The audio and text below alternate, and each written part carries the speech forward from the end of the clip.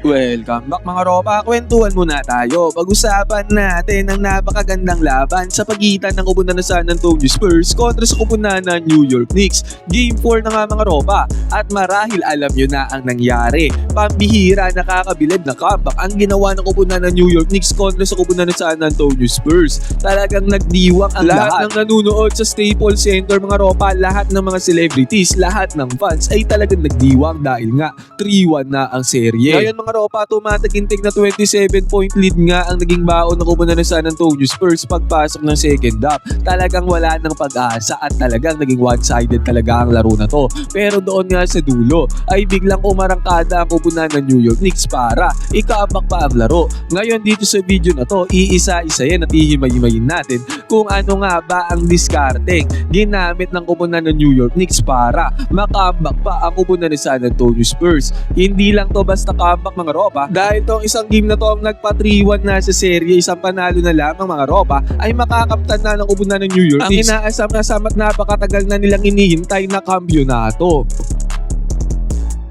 Grabe talaga ang pampanalong play, pampanalong tip-in na ginawa ni OG Anunoby. Ito talaga ang nagpapanalo sa kupunan ng New York mga ropa, halimaw na halimaw at talagang maasahan itong si OG Anunoby. Dito nga din pala sa game na to ay nagyabang si Wemby, niyabangan niya si Mitchell Robinson na sinabi niyang I'm on your head mga ropa. Tila ba kinarma si Wemby dahil nga kumpiyansa na siya sa pagkakataon na yan at nabaliktad nga sila ng kupunan ng New York. Ito ang game analysis at breakdown. New York Knicks versus kupunan ng San Antonio Spurs. Pambihira at nakakabilib na comeback sa Game 4. Simulan na natin to.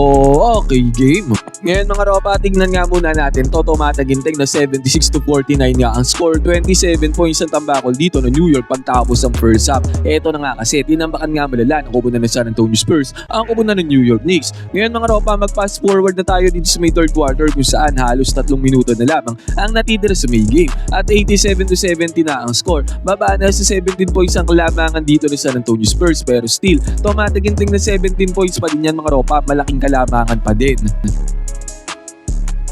At ang nangyari nga dito, Dylan Harper gumamit ng kanya step back pero kumapos ang tirada dito ni Dylan Harper. Possession tayo ng kupunan ng New York Knicks. Jalen Bronson ang nagkahawak ng bola mga ropa at nagpunta sila sa pick and roll gameplay na kung saan paggamit dito ni Jalen Bronson na binigay na screen dito ni Mitchell Robinson. Close out dito si Wemby. At natrack siya dito ni Jalen Bronson pagka-roll ni Mitchell Robinson doon sa ilalim. Walang close out ang kupunan ng San Antonio Spurs kaya nagkaroon ng successful pick and roll gameplay dito ang New York Knicks. Pumunta tayo sa possession ng kupunan ng San Antonio Spurs. Ito ang naging bread and butter nila dito sa may game na to. Ang drive and kick play na kung saan 3-pointer ang binanatan dito ni De'Aaron Fox. Mintes yan. Offensive rebound, kick out kay Wemby. Mintes na naman mga ropa at offensive rebound na naman. Wemby na naman dito sa may top of the key. Mintes na naman mga ropa. Take note dito sa game na to. Sobrang init ng Spurs sa may first half sa may 3-point area. Pero dito nga mga ropa, bigla silang nanlamig.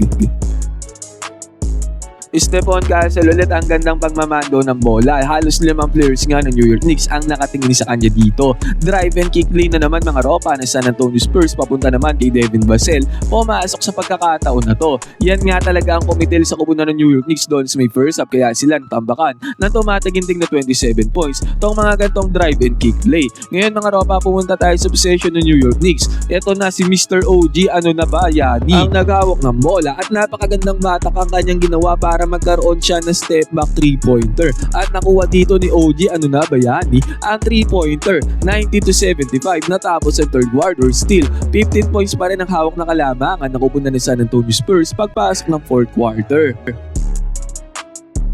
Pagbubukas ng fourth quarter, Dylan Harper nag-start para sa kupunan ng San Antonio Spurs. Tingnan natin ang tumatao sa kanya dito, si Deuce McBride. Kitang-kita naman natin yung total mismatch dyan. At ang ginawa kaagad dito ni Dylan Harper, veteran's move, inatake niya dito ang defense ni Deuce McBride. At kitang-kita nga natin, easy 2 points na nagawa din ni Dylan Harper. Ngayon mga ropa, bumalik tayo sa possession ng New York Knicks. Nagpunta na naman sila sa pick and roll gameplay kasi gumana yan kanina. At ganun nga ulit, na-attract dito si Wemby ng primary ball under. Napakagad ng love pass na papunta kay Mitch Robinson. Yun Yun nga lang, hindi to na-convert ni Robinson, sayang ang pagkakataon. Nagpunta ang Spurs kay Wemby doon sa may ilalim, hindi man pumasok ang tirada. Nakabingwit naman ang foul dito si Wemby. Yun nga lang, isang free throw lang ang na-convert dito ni Wemby. Sumubok ng right side corner 3-pointer ang kupunan ng New York Knicks pero nagmindes yan. At kitang-kita natin pagka-swing ng bola kay Dylan Harper, lumows out dito itong si Mikal Bridges pero nagmindes din ang tirada dito ng San Antonio Spurs. Hindi na nga kumokonek ang mga 3-pointers ng kupunan ng San Antonio Spurs.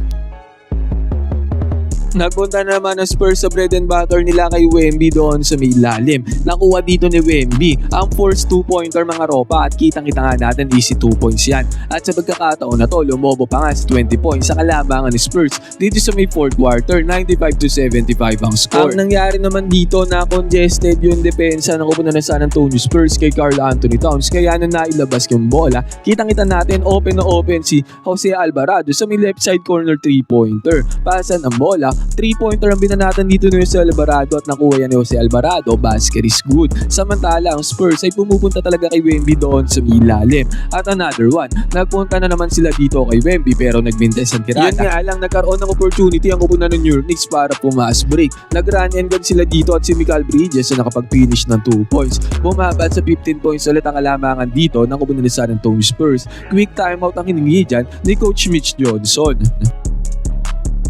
At eto mga ropa, nung bumalik ang possession sa kupunan ng San Antonio Spurs, ang nangyari dito, Wemby humingi na naman ng bola.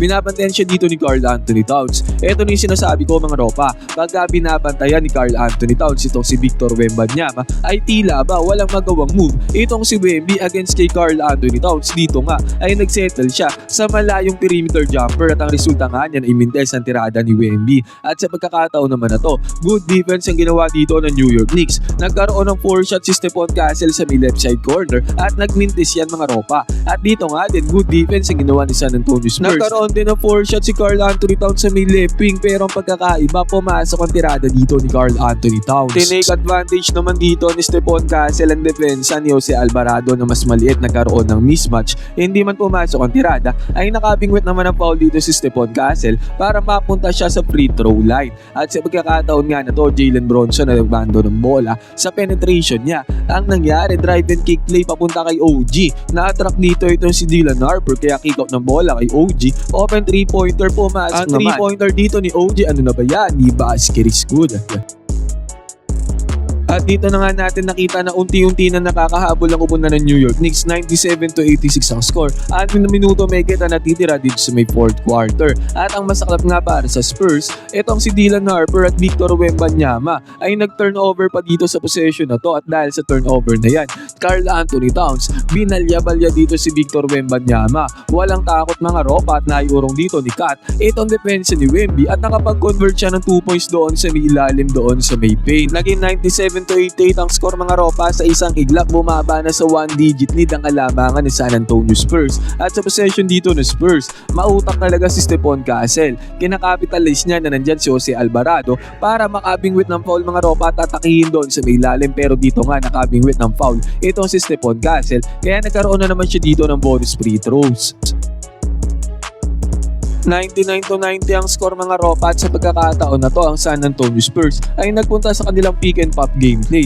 De'Aaron Fox papunta dito kay Julian Champagny na nagpop na dito sa may top of the key. Pero this time mga ropa, mintes na ang tirada talaga ng kupunan ng San Antonio Spurs. Kung anong swerte nila doon sa may first half, dito naman sa may second half ay sila kinangmalas nila mga ropa sa may 3-point area. Jalen Bronson mga ropa, napakagandang galaw, sabay crossover, dire-diretso siya papunta doon sa may ring. Hindi man pumasok ang tirada ay nakabingwit naman ng foul dito si Jalen Bronson at nagkaroon siya ng bonus free throw. At ito nga ulit sa pag-atake dito ni Jalen Bronson, this time naman good defense ang ginawa ng kupunan ng San Antonio Spurs. Yun nga lang semi-transition, 3-pointer na naman ang kanilang binanat mga ropa na ubos nga ang bala ng San Antonio Spurs sa may 3-point area. Nagsisettle pa rin sila sa mga 3-pointers pero dito nga hindi na yan nahuhulog.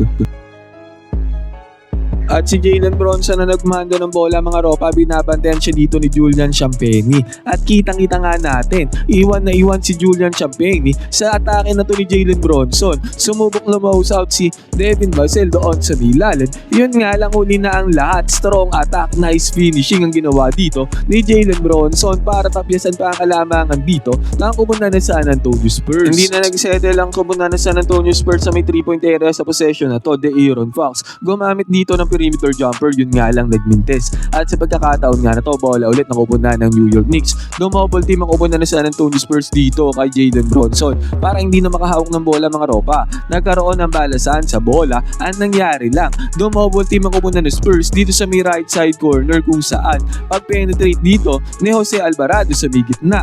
Kick out pala yung bola sa may left side mga ropa kung saan walang bantay. Kay OG ano na biyani mga ropa at open 3-pointer, close out si Wemby, huli na ang lahat. Pumasok ang 3-pointer dito ni OG ano na bayani at sa isang iglap naging 99-95 ang score. Baba sa 4 na puntos ang 27 points na kalamangan ng kubunan ni San Antonio Spurs. Time out si Coach Mitch Johnson. At nangyari naman dito, balasan ng bola ni San Antonio Spurs. Nag-relocate si De'Aaron Fox sa may 3-point area. Pinukulan niya ng 3-pointer dito ang depensa ni Karl Anthony Towns at pumasok na ang sobrang clutch na 3-pointer niya ni De'Aaron Fox. At bumalik tayo sa New York Knicks kung saan si Alvarado ang gandang dalawang ginawa, spin cycle at nakapag-convert kaagad ng 2 points dito si Jose Alvarado. Nakabawi naman ng 2 points si Wemby dito sa may perimeter. Nagkasagutan na nga dito sa may clutch moment ng laro. New York Knicks, napakagandang play ang sinet up Jalen Bronson na to si Alvarado, duo connection doon sa mila ibabaw. Pick and pop gameplay mga ropa, dalawang defenders napunta kay Jalen Bronson, walang defender si Jose Alvarado. Sumubok lang mausap si Wemby, huli na ang lahat. Clutch 3-pointer pa ang napasok dito ni Jalen Bronson.